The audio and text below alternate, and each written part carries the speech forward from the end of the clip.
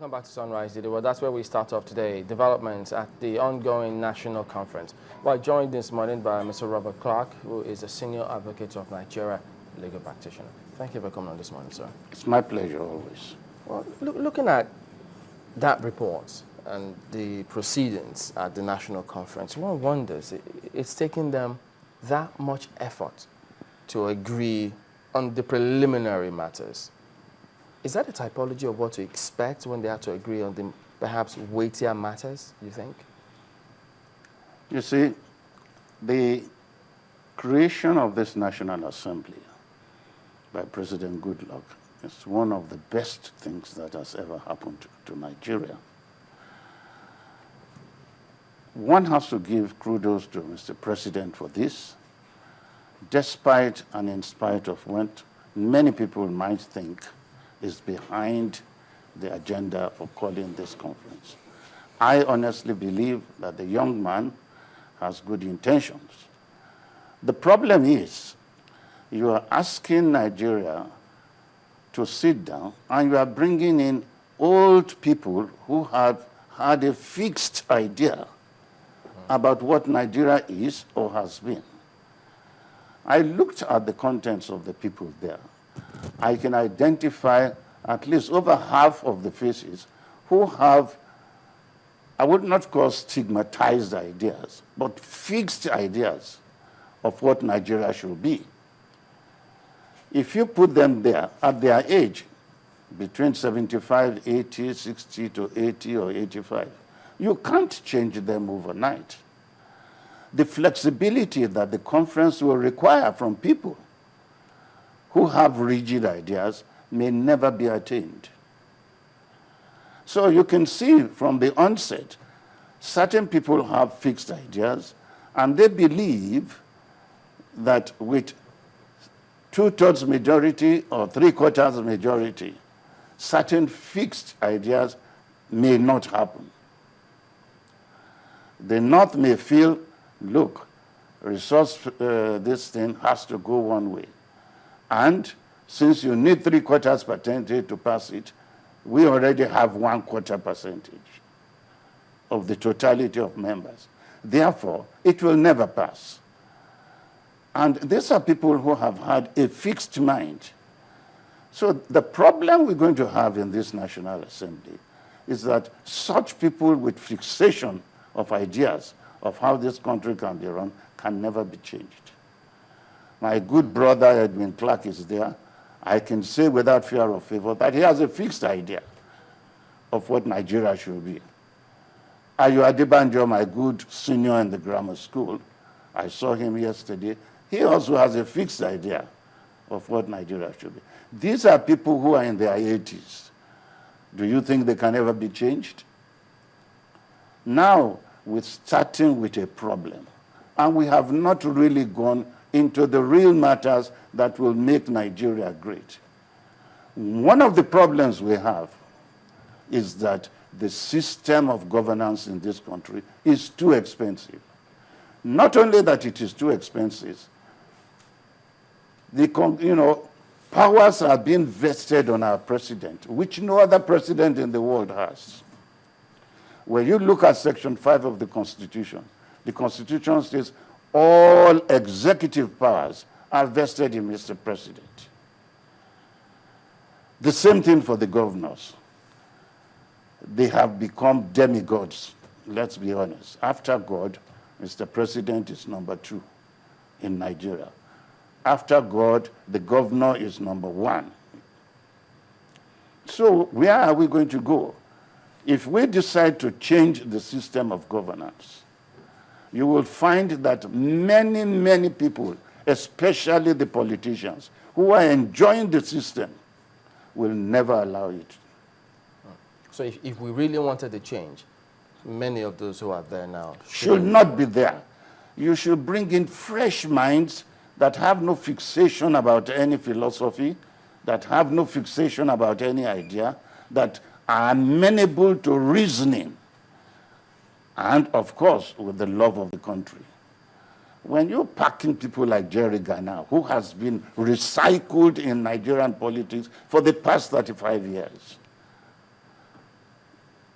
What is he going to tell us? He is enjoying the fruits of a presidential system. He has been in every military government in Nigeria and in all politics. These are the people who should not be there because they can never change. I'm sorry to say it. We need to allow this set of people to go and sleep. Nigeria should rethink of bringing in fresh minds who have never been in politics, who are matured enough to see what system goes on in other countries and what is the basic problem in Nigeria. You saw what happened about this recruitment.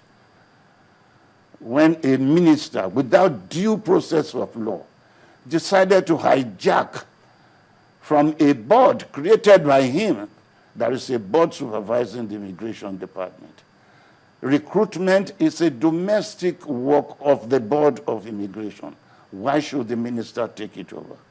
And in taking it over, look how he bungled it. Lives have been lost. What has been done?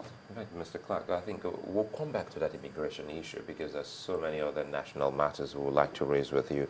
But I'm still thinking about this national conference and the way you have started this discussion. I think has actually caused some kind of thinking in the minds of loads and loads of Nigerians. Because truly, if you look at the composition, as you rightly put, it's even good to hear it from you, who is also of that generation. If someone of a younger generation or my generation had come up there, it would amount to maybe you don't like to see the older generation in the driving seat. But do you think, as it is now, at least you're also an employer of labor, that we have younger persons in the country that can truly drive this process and come together to define what kind of country we truly want? You see, don't get me wrong about elderly people being there. I am not against that. We need their experience. We need their expertise. What I'm saying is that the elderly people now in this conference are already fixed about what Nigeria should be. They have already been part of what Nigeria is today. And they are part of the problems we have in Nigeria today. For instance, I don't believe in a presidential system of government. And if I were made to go into the National Assembly, I will fight vehemently that the presidential system should change because I have a fixation that it has been a failure to us. My type of people is not wanted there because at my age and my fixation on ideas, it will be difficult to change me. And that is why I'm saying people like Gana, Clarke, and others who have a fixation of what Nigeria should be and has been and is being now will not want to change overnight. Not because they are old, but because they have a fixation. You can have old men who are experienced in the field of industries, who have no fixed ideas about governance, who are ready to listen to other people and learn from other people.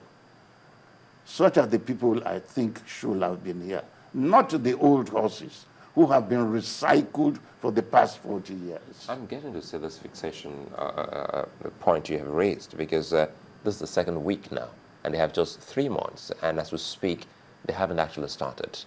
There's still argument about so many other issues. For yesterday it was a rowdy session on a voting pattern and so many other rules of engagement in that particular process. Do you think the way it is going that 3 months will be enough for them to carry out this task?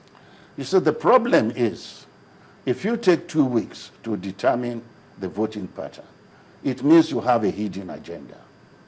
Because if you're asking for 3/4 votes to be able to pass any meaningful, thing, you have looked within yourself.